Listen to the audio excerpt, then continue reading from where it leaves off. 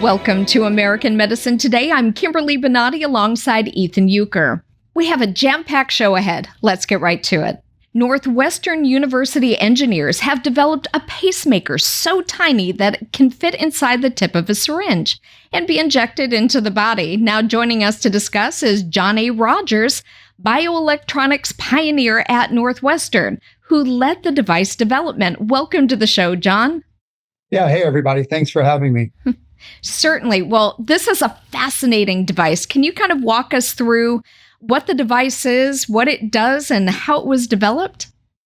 Well, it's designed to pace the heart. It is a pacemaker in that sense. It's a little bit different than pacemakers that most people might think of, however. It's not designed to be a permanent implantable device. Instead, it's designed to be used for patients who've undergone a cardiac surgery and to provide pacing on an as-needed basis during that recovery period, where many patients are at risk because of the trauma associated with the surgery, particularly pediatric patients, those who don't need a permanent pacemaker, but need that kind of pacing functionality during that surgical recovery period. Typically, a couple of weeks is kind of the desired operating time frame. Explain how it, I guess it uses light activation. And then like you just said, it's temporary. So I guess when its purpose has been served, it just dissolves and is absorbed into the body. I find that fascinating as well. Can you talk about that? Yeah.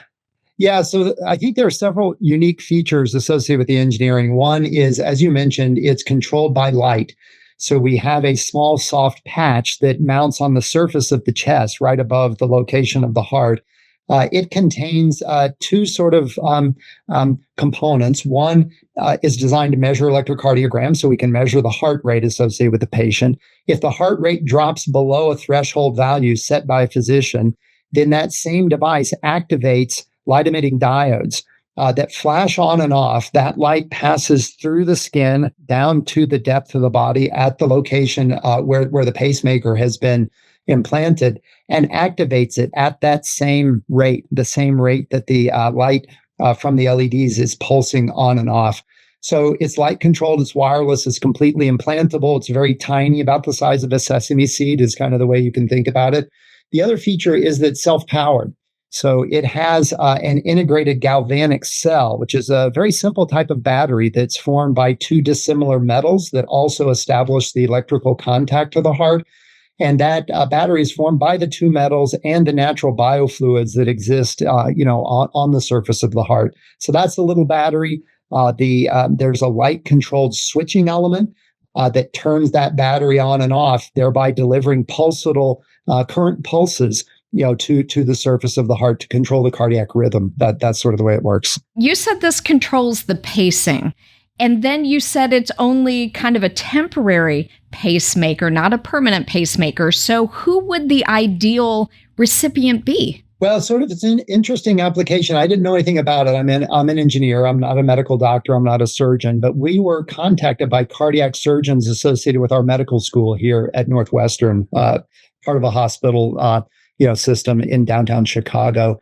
And they reached out to us. They were aware of our work in this kind of bioresorbable electronics technology.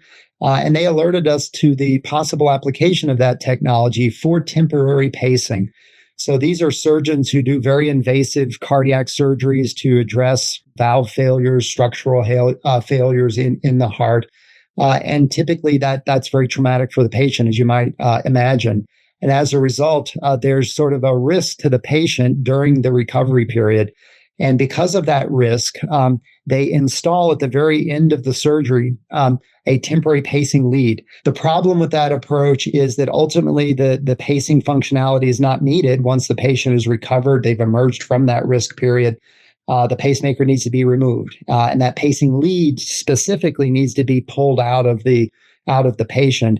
And when that happens, it can sometimes lead to damage to healthy cardiac tissue because there will be scar tissue that forms naturally around that pacing lead, so that when it's pulled out, scar tissue is ripped. But sometimes that process can also lead to tearing of the healthy cardiac tissue, which leads to an internal bleed. And their idea presented to us as engineers with this unique resorbable electronic technology was, build a temporary pacemaker that doesn't require that external power supply, that doesn't require the wire, and most importantly, doesn't require us to go in and surgically remove the device. It would just melt away. Conceptually very similar to a resorbable suture, but now we're talking about a piece of electronics and specifically an electronic platform that provides that pacemaking functionality. Would you say it's more adult-oriented or it'd be for infants? Well, both, actually. I think the most compelling opportunity is for pediatric patients because their bodies are small. And so eliminating that device load by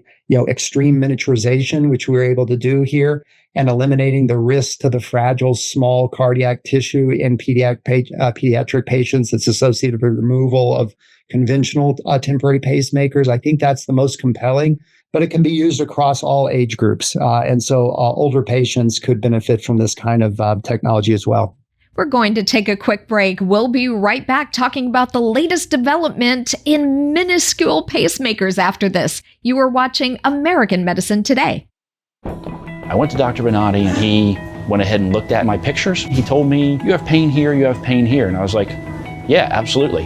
I'd been to others, but he was a doctor that didn't want to fillet my back open like a fish and do like open spine surgery because everybody else wanted to do that and I was not having it. The anesthesiologist who was working with me, I was like having a conversation with this guy and then I was watching on the monitor as Dr. Bonati is fixing my back. I really felt like I was in good hands. Bonati succeeds where others fail. Welcome back to American Medicine Today. We're continuing our discussion on mini pacemakers with Johnny Rogers. When you inject it, and you said it's the size of a sesame seed, where are you injecting it? Directly into the heart or around the heart in the cardiac cavity, or where exactly are you putting that in? Well, great question. So there's a lot of flexibility there because the device is so small. There's very little load, mechanical load on the cardiac tissue. And it's small enough you can just embed it superficially right directly into the cardiac muscle. It's kind of what we do. So the surface of the heart, it consists of, that surface, but it's a wall that has a certain thickness, of cardiac tissue. And that thickness is much larger than the device itself. So it can just implant and embed itself just superficially right at the surface of the heart is the way that we do it. But because the devices are so small and they can be deployed in that manner, you can actually pace the heart not just with an individual device, but with a collection of devices. And so specifically, we showed biventricular pacing, which allows a much higher degree of control over how the heart is paced. And each one of those devices can be operated independently, kind of in a time synchronized fashion. So these tiny devices open up all kinds of new opportunities in cardiac care because of their small size and because of the optical way that we're controlling their operation. Is this already in public use or is this still just kind of in the trial phase? Well, so we've demonstrated all the engineering. We're pretty happy with the functionality. The stable operating lifetime has to meet that clinical requirement of a couple of weeks, that recovery period. We've done extensive tests in animal models, which is typically the way that one begins to develop a new implantable technology, is tested out in that kind of context. But ultimately, this would need to go through an FDA regulatory approval process. So there's a lot of attention that goes into all of the details before it would be ready for broader use. But that's the goal. I mean, that's the whole purpose of this kind of research effort. In the article about this device that I read, it was talking about how back to how it's light activated, and you make a reference, sort of analogy from how if you put your hand on a flashlight, you can kind of see it through the back. Yeah. So I guess and this might be an odd question, but say you're, at a club or you're somewhere with strobe lights and things like that. Is that going to affect something like this pacemaker? Well, yeah, I guess conceivably it could, but if you look at the amount of light that's needed to activate this photoactivated switch, it's far more than is available just from ambient lights that you might encounter in a room or, a stadium or anything like that. And furthermore, it's activated not by visible light. So you see red light coming through your hand, as you mentioned, when you put a flashlight on the back. So we're actually using wavelengths that are even redder than the red light that you can see with your eyes. So it's called near infrared light. And that wavelength of light actually penetrates even more deeply and more effectively through living tissue than the red light that you see coming through your hand. No problems with remote controls, right? No. It requires a fair amount of power to activate these switches. And we could actually, it's very easy for us to make those switches even less efficient if there were any conceivable problem with ambient light. That's easy to do. It's harder to make it more efficient. So good question, though. If you're interested in the gory details, the paper, which is a peer-reviewed, publication, is available through the journal Nature. Well, thank you so much, John A. Rogers, bioelectronics pioneer at Northwestern, who led the device development. Thank you for being on the program. Thank you for inventing something that is life-saving and changing for the individuals that need it. Yeah, thanks very much. Well, that's all the time we have for this segment. Make sure you stay tuned. We'll have more after this. You are watching American Medicine Today. Back in 2003, I started having pain in my forearm. It started out mild at first and got worse. This was the first severe pain that was really hindering things I wanted to do. It was difficult to sit at a desk and do my work. So right away, I was looking for an answer to this problem. Denise took over-the-counter medications and attempted conservative treatments, but her pain continued escalating. She visited with other doctors who recommended that she undergo a fusion surgery. The pain had gotten to the point where I was having trouble going to my office, sitting at a desk and holding out my hands. Anything that was holding out my hands was aggravating the problem, making it all the worse. Most of my life, I've gone to chiropractors trying to stay healthy overall. That was not fixing this pain. The x-rays, MRIs, whatever I had done showed that there were some severe problems. I had some doctors talking about, going in for some drastic surgery to correct this and stop the pinched nerves. I was not on board for that. So I was looking for something that was not going to be that drastic. Upon finding the Bonati Spine Institute and learning about their targeted approach to eliminating pain, Denise made an appointment and scheduled her procedures. One thing that was impressive with the Bonati Institute is that for the first time ever, I go into this facility and they just move me from station to station. And within a few hours, I've gotten all of my work done to get ready for the surgery. All the imaging was done, whatever pre-op needed to be done, physical, everything was done under one roof. I was so impressed. I wasn't running all over the place to get anything done, which is great. When you're not feeling good, that works. The day of surgery on the table was very impressive to be able to watch what they were doing. I was able to respond to their questions, and they were inquiring as to whether I was still in pain or not. So they do an amazing job of keeping you totally calm. It didn't seem like it took very long at all. I don't know how long it took, but it seemed very quick. 10 years later, Denise began experiencing severe pain again, this time in her lower back, caused by another pinched nerve. The lumbar pain was a pain radiating into my hip and then down the side, actual side of my thigh. And if I stayed on my feet, because it started always with when I was standing, so any length of time on my feet got worse and worse. So if it went beyond, say, on my feet of more than like 5 minutes, the pain would radiate down below my knees. A pinched nerve is just the worst feeling.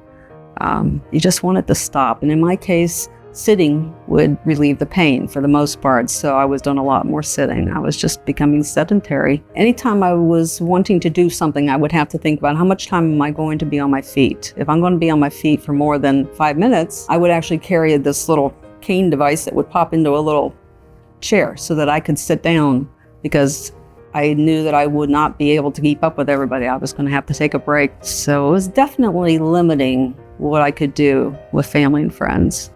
Fortunately, she knew what to do and confidently returned to the Bonati Spine Institute to have this new pain quickly eliminated. Since the surgeries, I am able to do a lot of walking that I wasn't able to do before. I can actually walk around the block a few times and not be in pain. I sit at my desk for hours. I don't have a problem. So the walking, sitting, functioning with my arms out to type, it's totally unaffected now, and that's quite a relief. I can live my life now. Denise highly recommends the Bonati Spine Institute to anyone suffering with neck or back pain. My thinking was this: if you're going to put metal next to bone, over time, the metal's going to win. The bone's going to lose. So that simple concept to me said I had to go with minimally invasive. After all these years, I'm still doing very well. Both surgeries were completely successful, and I'm able to live my life again. And I don't think after all these years that I would be saying the same thing if I had had a fusion, which is what other doctors told me I needed. So I'm very grateful that I chose to go minimally invasive, and that Bonati Institute was there for me. To see more stories of recovery just like this, search for the Bonati Spine Institute on YouTube, Rumble, Apple's App Store, Google's Play Store, Roku, and Amazon's Fire TV. Welcome back to American Medicine Today. I'm Kimberly Bonati alongside Ethan Youker. Concerned parents in Maryland have brought their desire to protect young children from instruction in LGBTQ ideology all the way to the Supreme Court. Joining us to discuss is returning guest and friend of the program, Sam Sorbo, filmmaker, radio host, actress, and author of Parents' Guide to Homeschool, Making Education Easy and Fun. Thank you for joining us, Sam. Thanks so much for having me. These are important topics and we need to talk about them. Tell us what in the world's happening in Maryland. The school is actually arguing that parents need severely limited rights. I mean, how can that possibly be? Well, we have a conflict of ideologies. It's basically a clash of religions. And in a piece that I just published on PJ News, I talk about this, that our schools are our new religion. We believe in our schools. We go to school for 16,000 hours. That's K through 12 education is roughly 16,000 hours. And during that whole time, we are taught that school is good and that we need school.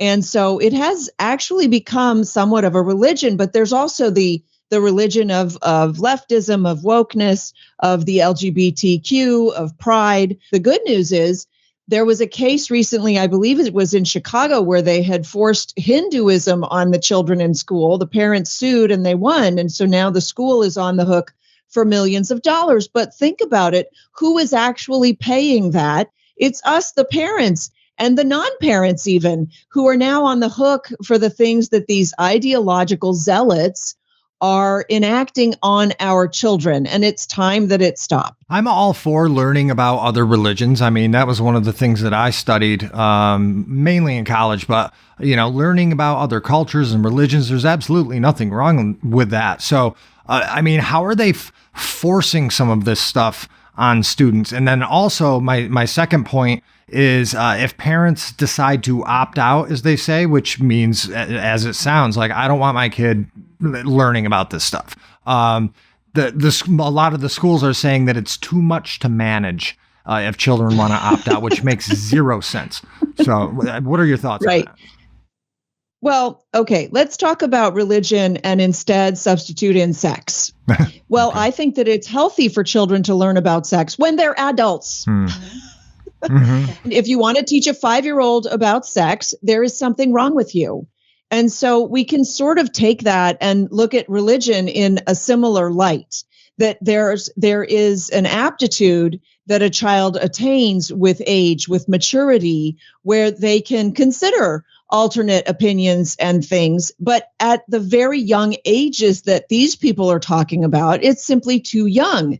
The parents need to have a crack at the child first. Now they've gone to the Supreme Court, and the school has to argue that they just can't manage. They just don't have the logistics capability to manage the number of children whose parents want them to opt out. Well, maybe you're teaching the wrong thing if so many of your parents want to opt out, right? That makes no sense, by the way, because if there's less kids to teach, if the parents are pulling them out, right. How is that logistically too much to manage? That makes no sense. Well, they would need two separate teachers. They'd need the teacher for the students that they're teaching and the teacher for the students that aren't getting the material.